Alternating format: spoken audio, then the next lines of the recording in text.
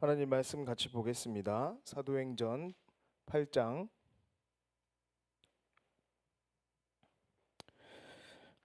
26절에서 40절까지.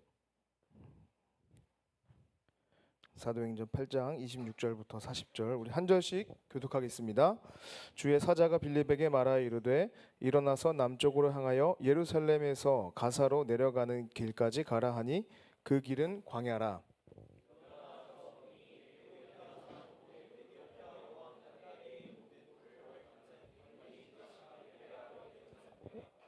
돌아가는데 수레를 타고 선지자 이사야의 글을 읽더라.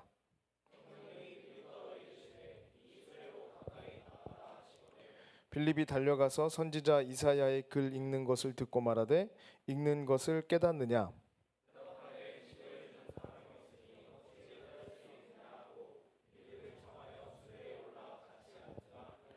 읽는 성경 구절은 이것이니 일러스되 그가 도살자에게로 가는 양과 같이 끌려갔고 털 깎는 자 앞에 있는 어린 양이 조용함과 같이 그의 입을 열지 아니하였도다.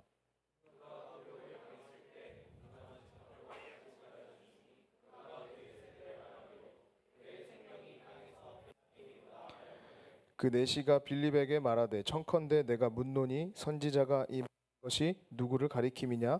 자기를 가리킴이냐? 타인을 가리킴이냐?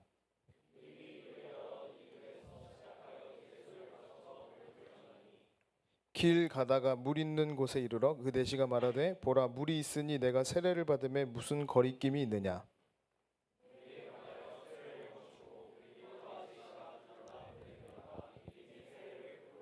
둘이 물에서 올라올새 주의 영이 빌립을 이끌어 간지라. 내시는 기쁘게 길을 가므로 그를 다시 보지 못하니라. 빌립은 아소도에 나타나 여러 성을 지나다니며 복음을 전하고 가이사랴에 이르니라. 아멘.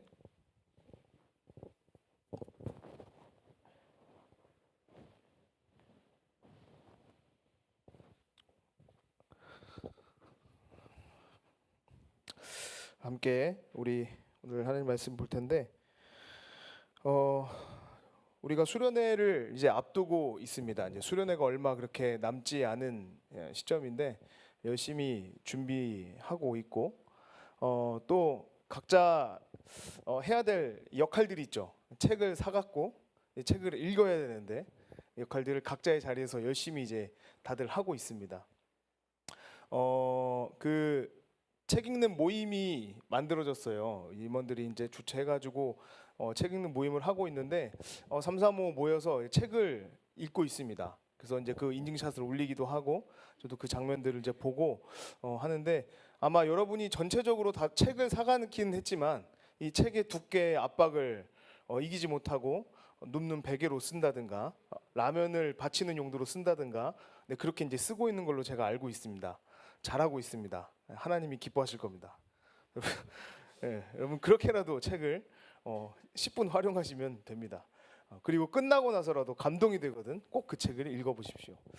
사실 제가 사진을 좀 보여주고 싶은데 그 사진 이게 열심히 읽고 있는 사진들 인증샷 올린 게 있어요. 그래서 그 사진을 찍은 걸 이제 보여주고 싶은데 나중에 한번 보여드리도록 하고 여러분이 한 3주 남았거든요. 이제 여러분 방학하신 분들도 많을 거고 또 회사 다니시는 분들도 이제 읽긴 읽어야 되는데 피곤하고 하니까 못 읽을 건데 여러분이 그 나눠드린 책을 읽으면 분명히 유익할 겁니다.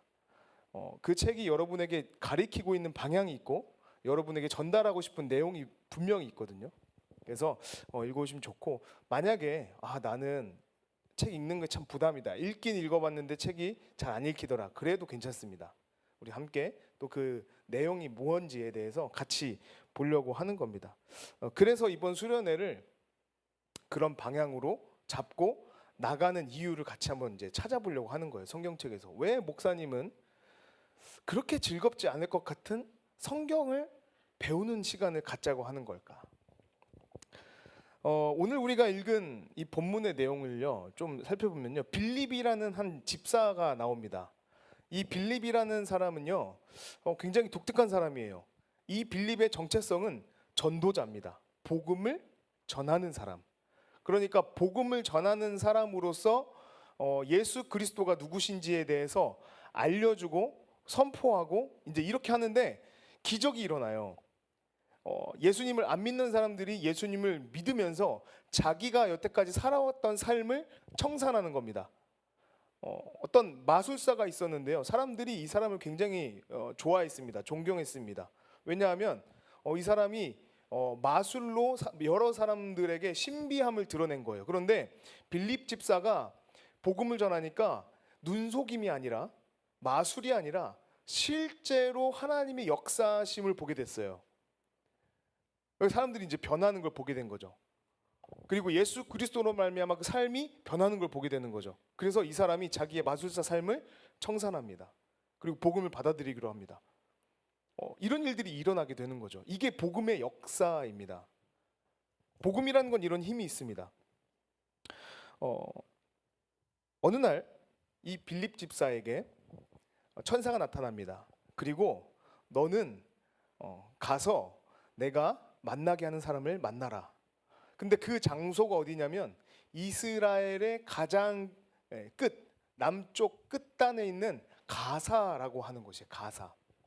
블레셋이라고 하는 사람들이 이제 많이 성경에 등장하는데 그 사람들이 거점으로 가지고 있던 동네 중 하나가 이 해안 도시 가사입니다.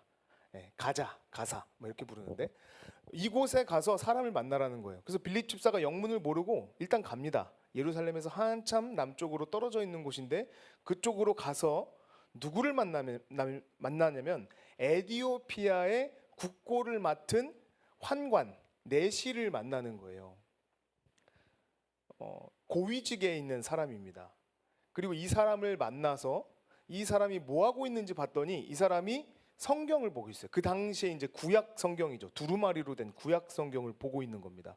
그래서 이 사람에게 하나님이 보내서 왔습니다. 당신은 무엇을 읽고 있습니까? 해서 이 사람이 읽고 있는 걸 보니까 이사야서거든요. 그 이사야서에 나와 있는 이 말씀에 대해서 설명을 해주는 장면이 오늘 우리가 읽은 이제 내용인 거예요. 이것을 통해서 우리가 알 수 있는 게 뭐가 있냐면요. 첫 번째는요. 하나님의 일하심이라는 건 항상 우리의 예상을 뛰어넘는다는 겁니다. 에디오피아에 복음이 전해졌다는 것 자체가 되게 기적이거든요. 에디오피아는 지금으로 따지면 수단쯤입니다. 수단쯤. 아프리카죠. 그러니까 예수 그리스도를 믿는 사람들이 아마도 이 어떤 경로에 의하여서 에디오피아까지 전달이 됐을 걸로 봐요. 그리고 복음도 구약 성경 말씀도 분명히 그 지역에 전파되어 있습니다. 그런데 문제는 뭐냐면요. 이 에디오피아의 국고를 맡은 환관이거든요. 내시인데 이 사람은 굉장히 높은 자리라고 볼 수 있어요. 근데 그 사람이 이 말씀을 읽고 있을 정도라고 한다면 이미 그 에디오피아의 지역에 어느 정도 자리 잡은 복음의 확장이 있었을 거로 생각이 됩니다. 문제는 뭐냐면요. 이 사람이 예루살렘에 예배를 하러 왔다가 돌아가는 길이었어요. 그러니까 이 사람도 어느 정도 믿음이라고 불릴 만한 것, 예수 그리스도에 대한 믿음은 아니겠지만 뭔가 그 구약의 하나님에 대한 것들은 관심 있고 이미 충분히 믿고 따르고 있는 상황이라고 이제 해석해 볼 수 있는 거죠. 당시에 이제 유대교입니다. 그러니까 이 유대교에 뭔가 있는 사람이 예루살렘에 왔다가 돌아가는 일이었던 거죠. 이런 상황에 빌립 집사를 만나게 된 겁니다. 그러니까 일반적인 상황은 분명히 아닌 거예요. 그리고 빌립 집사가 이 사람을 만나게 되었을 때 복음이 전해지게 되었다고 하는 겁니다. 여러분 이게 우연이라는 건데 우연이 계속되면 뭐라고 해요? 아다리라고 하죠. 아다리가 맞는다 그죠. 우연이요. 한 번 반복되면 괜찮아요. 그런데 에디오피아 사람이 유대교의 이사야서를 들고 예루살렘에 와서 복음을 가지고 그 당시 이제 구약이죠. 하나님에 대한 말씀을 가지고 예루살렘에서 모임을 갖고 다시 돌아가요. 돌아가는 과정 가운데 예수라는 사람을 믿는 한 젊은 집사를 만나서 자기가 가지고 있는 두루마리, 특별히 이사야에 대한 말씀을 해석하여 들을 수 있는 확률이 얼마나 될까요? 제가 얼마 전에 테니스장 옆에 있잖아요. 테니스장을 이제 갔습니다. 들어간 건 아니고 지나갔어요. 거기 이제 차를 대거든요. 그러면 이제 테니스 치시는 분들이 이렇게 여러 명이 있어요. 그러면 그 테니스 치시는 분들이 공을 이렇게 서로 주고받고 합니다. 근데 이제 치다 보면요, 연습하는 분들이 있어요. 연습하는 분들의 특징은 뭐냐면 이쪽에서 치면 저쪽에서 쳐주고 왔다 갔다 합니다. 동시에 막 여러 개가 왔다 갔다 해요. 게임이 아니다 보니까 계속 치는 연습을 하는 거죠. 그런데 제가 어느 날 갔는데 가는 도중에 이쪽에서 친 사람의 공과 저쪽에서 친 사람의 공이 딱 맞고 서로 퉁 튕겨져 나가는 걸 제가 봤어요. 실제로 봤어요. 실제로 얼마 전에. 저 너무 신기한 거예요. 왜 그러냐면 테니스 공이 기껏 해봐야 제 주먹만 합니다.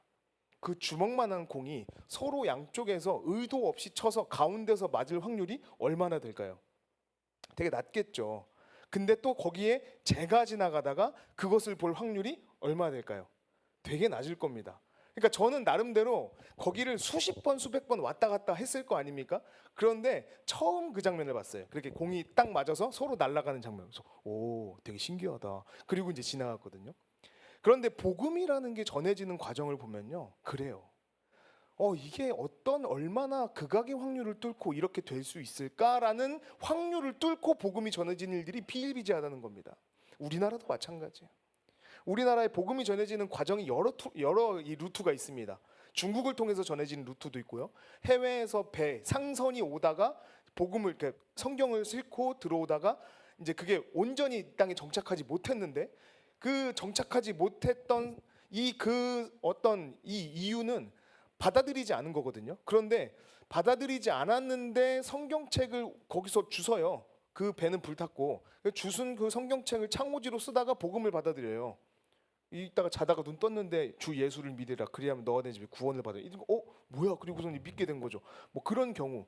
똥 닦는 휴지로 성경책을 쓰다가 예수님을 믿게 된 경우라는 정말 말도 안 되는 그런 확률들이 존재한다니까요. 복음을 전하는 과정 가운데. 왜 그럴까요?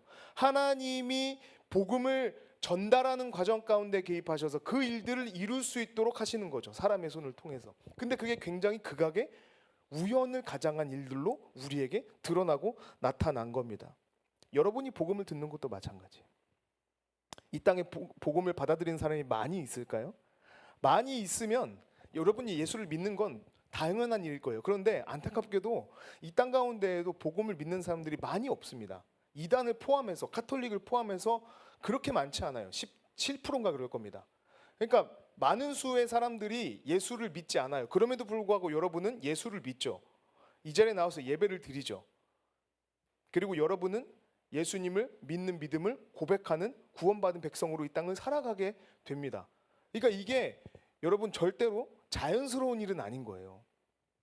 당연한 일도 아닌 거예요. 우리의 예상을 뛰어넘는 하나님의 일하심이 있다는 거죠. 빌립 집사에게도 마찬가지입니다. 천사가 나타나서 복음을 전할 수 있도록 누군가를 만나게 하는 일.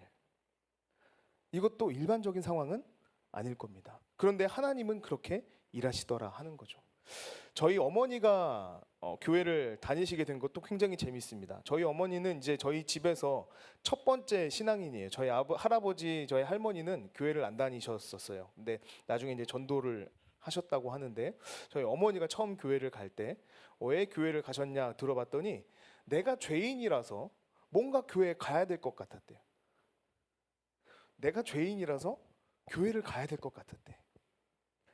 저는 아마도 저희 어머니를 주변에서 위에서 기도하고 전도하려고 했던 여러 시도들이 있었다라고 생각합니다. 저희 어머니가 다 알지는 못하겠지만. 근데 그런 마음이 들어서 교회를 갔어요. 근데 하필 그때가 부흥의 기간이었어요. 목사님이 앞에서 열심히 이 예수 그리스도에 대한 이야기 설명을 하고 그 안에 막 결실하겠다는 믿음의 고백들이 나오고 성령의 역사들이 일어나는 것을 이제 보게 되고 예수님을 믿게 되는 거죠. 우리의 삶이라는 게 그렇습니다. 하나님의 일하심은 우리의 상상과 우리의 생각을 뛰어넘어서 역사하실 때가 너무나 많다는 겁니다. 심지어 여기는 광야입니다. 여러분, 이 광야는요 그냥 아무것도 없는 곳이에요. 허벌판입니다. 카페가 있는 것도 아니고요. 좋은 의자가 있어서 편하게 앉아서 대화를 나눌 수 있는 것도 아닙니다. 그런데 하나님은 이 장소에서 에디오피아의 이 금고를 맡은 내시를 만나게 하신 거예요. 하나님의 역사하심은 장소와 환경을 뛰어넘어서 이루어질 수 있다고 하는 거죠. 그러니까 여러분이 그것을 신뢰할 수만 있다면 여러분이 어디 있든지 간에 여러분이 무슨 일을 하고 있든지 간에 하나님은 여러분에게 분명히 일하심을 드러내실 것입니다. 그리고 지금 그렇게 드러내시고 계심에도 불구하고 여러분이 알지 못하고 있다면 오늘부터 내 삶에 일어나고 있는 하나님의 역사가 무엇인지를 찾아보기를 바랍니다. 두 번째는요. 첫 번째는 하나님의 일하심이 우리 예상을 뛰어넘는 거라면, 두 번째는 이 복음이라는 게 무엇이냐는 거죠. 복음은 예수 그리스도의 죽으심과 부활에 대한 사건입니다. 복음이라는 게 참 재밌어요. 하나님이 이 땅에 하신 일 중에 가장 중요하고 핵심적인 사역이 예수 그리스도의 십자가 사건입니다. 십자가는 원래 형틀이지만 이 예수 그리스도의 죽음으로 말미암아 복의 상징으로 바뀌었어요.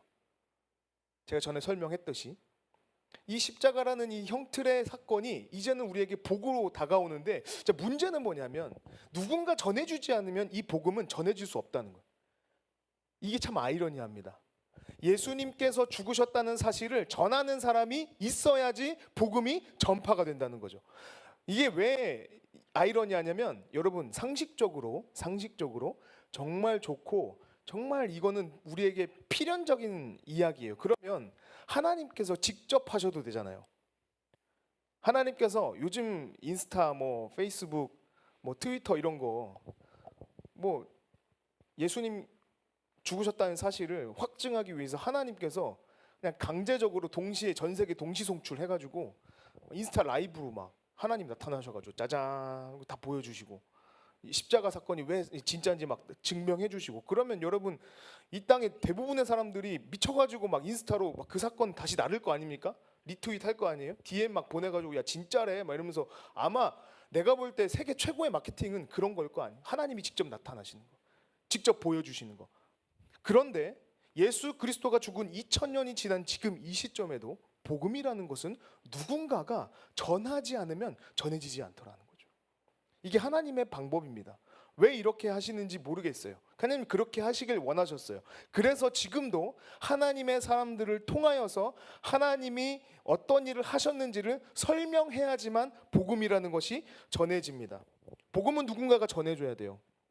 이때 당시에는요, 구약 성경만 있고 아직 신약이 쓰여지지 않은 시기입니다. 성경도요 지금처럼 단권으로 돼 있는 게 아니라 두루마리로 돼 있어요. 이사야서는 또 많으니까 아마 이사야서 이 두루마리를 이렇게 크게 들고 그걸 읽고 있었을 겁니다. 이사야서를 읽고 있는 그 내시가 무슨 말을 하고 있는지 잘 이해하지 못하는 그 상황 가운데 빌립이라는 집사가 가서 그에게 이 이사야에서 하는 말이 누군지, 무슨 말을 하고 있는 건지, 누구에 대한 이야기인지를 알려주었다고 하는 거죠. 예수님의 사건이 일어난 지 얼마 안 됐기 때문에 누군가가 전해주었어야 됐고, 그 사람이 빌립 집사였습니다. 그 설명을 하고 그가 이 에디오피아의 내시가 예수 그리스도를 받아들이게 된 겁니다. 오늘날도 마찬가지예요. 여러분 오늘날도 마찬가지예요. 대형 교회가 생기고요, 이 케이블 TV를 틀면은 이 CTS나 CBS 같은 기독교 방송이 나오죠. 여러분 그 기독교 방송이 사람을 구원하는 방법도 분명히 효과적일 겁니다. 그런데 더 중요한 건 뭐냐면요, 내가 복음을 전하는 거예요. 내가 복음을 전하지 않으면 복음을 받아들일 수 있는 사람들이 없습니다.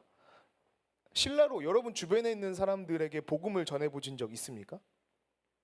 없다면 여러분 주변의 그리스도인들이 더 생겨나지 않을 가능성이 굉장히 높죠.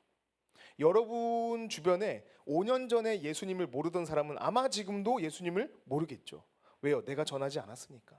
10년 전에 복음을 못 받아들였던 친구가 아직도 복음을 모르는 이유는 단 하나입니다. 내가 복음을 전하지 않았기 때문에 그렇습니다. 복음의 전달 방식은 사람을 통하여서요. 이거는 2000년 동안 단 한 번도 변한 적이 없습니다. 지금도 유효하고요, 과거에도 유효했고 앞으로도 그럴 겁니다. 그래서 성경도 이걸 알아요. 그래서 전도를 미련한 방법이라고 이야기합니다. 마케팅을 전공한 친구들은 이게 얼마나 답답한 사정인지 알아요. 제가 마케팅에 대해서 얼마 전에 정의를 찾아보니까 마케팅은 가치 있는 걸 가치가 있습니다라고 소개하고 알려주는 거래요. 그런 의미로 따지면요, 기독교는요 굉장히 효용성이 떨어지는 방법으로 지금 전파가 되고 있는 겁니다. 그런데 여러분 그거 아십니까? 그렇게 지구를 한 바퀴 돌았어요. 복음이.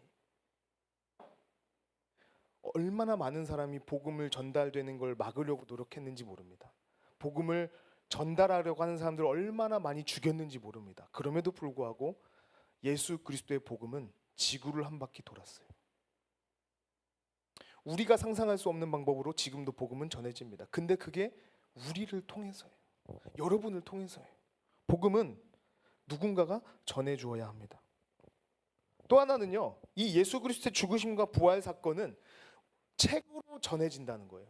여러분이 가지고 있는 성경책, 오늘날에는 핸드폰이나 뭐 아이패드나 여러 가지 그 갤럭시 탭 같은 걸로 성경을 너무 쉽게 읽을 수 있는 시대가 됐죠. 그러니까 이제 성경을 책으로 읽는다, 어플로 읽는 거지, 뭐 이런 느낌이긴 한데, 성경은 활자로 인쇄돼서 그 활자를 보고 이해할 수 있게 만들어졌어요. 이게 하나님의 방법입니다. 하나님은 여러분에게 직접 나타나셔서 내가 너희의 여호와니, 내가 너희의 주인이니, 내가 너희의 메시아니, 나를 믿어라라고 하지 않으시고 기록된 활자로 여러분에게 예수님, 하나님을 드러내셨다는 겁니다. 이거는 하나님의 방법이에요. 그러니까 여러분이 하나님을 알고 싶고 예수님을 믿어야겠다라는 생각이 들었다면 우리는 어떻게 하면 됩니까? 산에 올라가면 안 돼요. 기도원에 들어가면 안 됩니다. 목사님을 찾아가면 안 돼요. 여러분은 성경을 읽어야 됩니다. 여러분에게 믿음을 줄 수 있는 유일한 방법은 누군가의 설명이나 신기한 방법이 아니라 성경을 읽는 겁니다. 이게 유일한 방법이에요.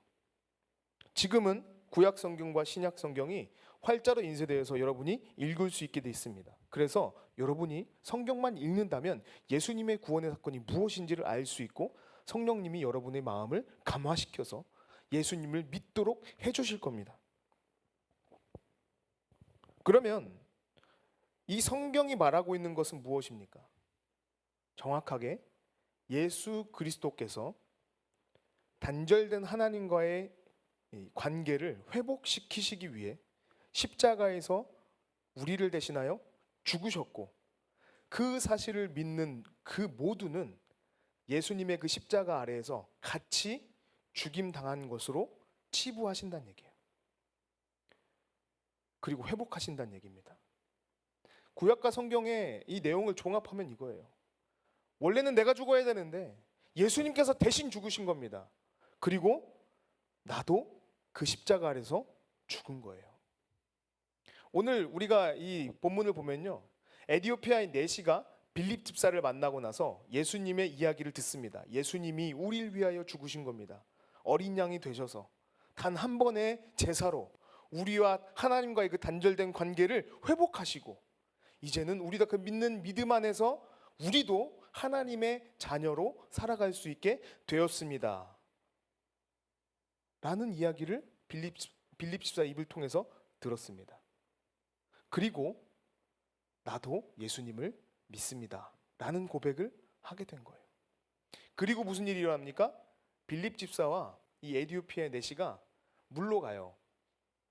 물로 간다는 뜻은 뭐냐면요, 세례를 준다는 뜻입니다. 정확한 표현은 침례예요. 침례. 물에 담그는 겁니다. 빌립 집사가 에디오피아 네시를 물에 담굽니다. 담근다는 의미는 내가 이제 세상에 대해서는 죽습니다 라는 표현이에요. 그리고 다시 꺼내줍니다. 이제 나는 예수 그리스도와 함께 살겠습니다. 이 과정을 거치는 겁니다.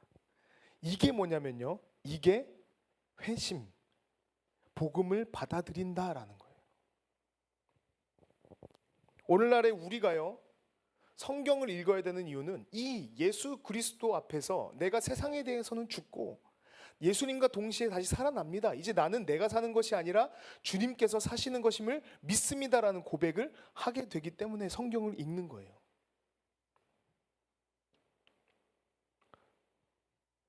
하나님의 일하심은 우리의 예상을 뛰어넘고요. 이 복음이라는 것은 예수님의 죽으심과 부활에 대한 기록이라고 한다면 그리스도인이라고 하는 것은 이 예수 그리스도를 믿는 사람들인 겁니다. 여러분은 예수님을 영접하셨습니까? 근데 아멘을 못할 수 있는 사람도 있어요. 아멘이라는 말이 안 나올 수 있습니다. 왜 그러냐면 이 중에는요, 예수님을 믿고 교회에 나온 게 아니라 어쩌다가 보니 부모님에 의하여서 뭐 친구에서 어릴 때부터 나오다 보니 교회에 나오고 있는 친구들도 있다는 거예요. 원래는 내가 예수님을 믿게 됐어요. 전도를 통해서 성경을 읽다가 예수님을 알게 되었습니다. 아, 인생에는 답이 없구나. 뭔가 구원자가 필요한데 나는 어디서 구원받지라는 고민이 성경에서 해소가 됐어요. 아, 예수님을 믿어야 되는구나. 아, 인생엔 답이 없는데 이 십자가엔 답이 있었구나. 아, 나 그러면 예수님을 믿어야지, 영접해야지 라는 고백을 하게 된 사람이 그러면 이제부터 어떻게 해야 되지? 라는 답에 교회가 있구나. 아, 이걸 나와 같이 고민했던 사람들이 예수 그리스도를 믿고 교회라는 곳에 모이는구나, 예배당에 모이는구나 해서 생겨진 게 교회인 거예요. 그게 초대 교회인 겁니다. 그러니까 교회에 원래 모인 사람들은요, 예수님을 믿습니까? 라는 대답에 네, 아멘 하고 대답할 수 있었어요. 그러니까 정부에서, 정부라니까 지금 정부를 말하는 게 아닙니다. 오해하지 마세요. 당시에 로마에서 야, 예수 믿는 자식들 다 죽으라 그래. 그래가지고 막 괴롭힙니다. 막 동물들 밥으로 주고요. 잔인하게 형틀에 매달아서 죽이고요. 고문을 하고요. 그런데 교회가 사라지지 않아요. 왜요? 교회에 누가 모였기 때문에? 예수 그리스도를 믿는 사람들이 모였기 때문에 교회가 없어지지 않아요. 막 숨어서 끝까지 믿음을 고수하겠대. 막 땅 파고 막 들어가. 막 거기서 죽는데도 불구하고 그냥 거기서 산대. 막 공동체가 막 땅속에 막 개미굴처럼 생겨나요. 왜요? 교회에 누가 모였기 때문에? 예수 그리스도를 믿는 사람들이 모였기 때문에. 원래 교회는 이래요. 예수를 믿는 사람들이 그리스도인이 되어서 교회를 구성하는 거죠. 근데 오늘날에는 이게 뒤바뀌어 버립니다. 태어나니까 뭐가 있어요? 교회가 있어요. 우리 엄마 아빠가 교회를 다녀요. 그래서 나도 교회를 다니기 시작했어요. 예수를 믿고 내가 그리스도인이 된 다음에 교회를 가는 게 아니라 태어나니까 난 교회를 이미 다니고 있어. 내가 어느 정도 4-5살 돼서 인지가 가능할 때 이미 난 영화부의 일원이 돼 있어요. 옆에 있는 애들은 막 도깨비 얘기 듣고 막 유니콘 이야기 듣고 막 전설의 고향 얘기 들었는데 나는 옛날부터 베드로 이야기 듣고 예수님 이야기 듣고 막 태어날 때부터 막 예수님께서 병든 자를 고치시고 막 이런 얘기를 어릴 때부터 들어왔어. 그러니까 나는 이미 교회의 일원인 거야. 태어날 때부터. 근데 뭔 몰라요? 예수님은 몰라요. 예수님을 믿은 적은 없어요. 예수님이 나의 인생의 주인이 돼본 경험이 없어요. 그냥 나는 교회. 시간이 지납니다. 어느 정도 이제 자립할 시기가 돼요. 스스로 생각하고 고민할 수 있는 때가 됐어요. 그때는 교회를 떠나는 거죠. 왜? 예수를 믿지 않으니까요.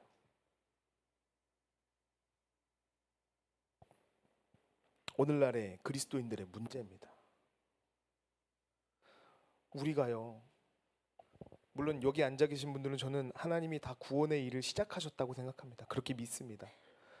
그런데 여러분, 우리 삶에 예수 그리스도가 진정으로 다가오지 않는다면, 나의 삶 가운데 예수 그리스도가 진심으로 나를 구원하셨다는, 나의 주인이라는 마음이 들지 않는다면요, 여러분, 이건 우린 심각하게 고민해야 돼요. 복음의 눈을 뜨게 해달라고 기도해야 합니다. 그리스도인은요, 교회 다니는 게 아니에요. 예수를 믿는 게 그리스도인입니다. 우리가 이제 수련회를 3주 앞두고 있습니다. 7월 19일부터 22일까지 이제 수련회를 하게 되는데, 여러분, 수련회는요, 복음을 집중적으로 들을 수 있는 가장 좋은 기회입니다. 내가 세상에 분주해서 말씀을 읽지 못하고 하나님 말씀을 듣지 못하다가 수련회 기간이 되면 집중적으로 말씀을 듣고 선포되는 하나님의 말씀을 내가 받을 수 있어요. 여러분, 그때 변화가 일어나는 겁니다. 그래서 수련회가 굉장히 중요해요. 특히 이 청년회 때 이 수련회는요, 여러분, 할 게 즐길 게 얼마나 많습니까? 와, 작년에 그 01년생 애들이 빠지를 갔는데요, 부럽더라고. 나도 빠지고 싶은데 지들끼리만 빠지고 막 놀 거 많잖아요. 직장인들 조금 쉬고 싶은데 수련회 가서 그 연차 다 써버리면 나의 어떤 회복을 도모할 수 있는 기회가 없다는 그런 어떤 그 갈래길에서 고민을 할 수밖에 없고, 어떤 친구들은요 수련회를 그 3박 4일인데 3박 4일을 온전히 쓰고 싶어, 전참하고 싶어. 근데 짬이 안 돼서 못 써. 마음이 매년 너무 아프대요. 이 얘기를 들었어요. 너무 가슴이 아픈 거예요. 여러분, 그런 사람도 있어요. 가고 싶은데 못 가는 사람도 있다니까. 이 시간은요, 하나님이 이미 우리를 구원하셨다고 한다면 이 시간을 통해서 우리는 더 성장하고 더 확신하게 될 것이고, 그 시간을 통해 우리는 더 담대해질 겁니다. 더 그리스도인다워질 겁니다. 그렇게 살아갈 수 있게 될 겁니다. 더 확신하게 될 겁니다. 그 시간이 수련회입니다. 그래서 여러분, 우린 수련회에 가야 해요. 복음을 들어야 해요. 더 공부해야 돼요. 그 시간을 통해서 우리는 더 그리스도인다워지기 때문에 그렇습니다. 그리고 아직 예수를 모른다고 하면 무조건 수련회 가야 됩니다. 가서요, 여러분 인생을 걸고 한번 해봐요. 앞으로 여러분 살아야 되는 인생이 길잖아요. 요즘에 120세 시대래요. 120세 시대인데요, 여러분 의미 없이 주일날 와서 이 시간 예배 드릴 거 생각해봐요. 내 인생에 하등 도움이 안 돼. 난 예수를 믿지도 않아. 없다고 생각해. 신은 있는데 예수는 아니라고 생각해. 무슨 방법으로든 구원은 받을 거라 생각해요. 그렇다면 여러분, 정말 그렇게 확신한다면 주일날 예배 나오는 거 굉장히 아까운 시간일 겁니다.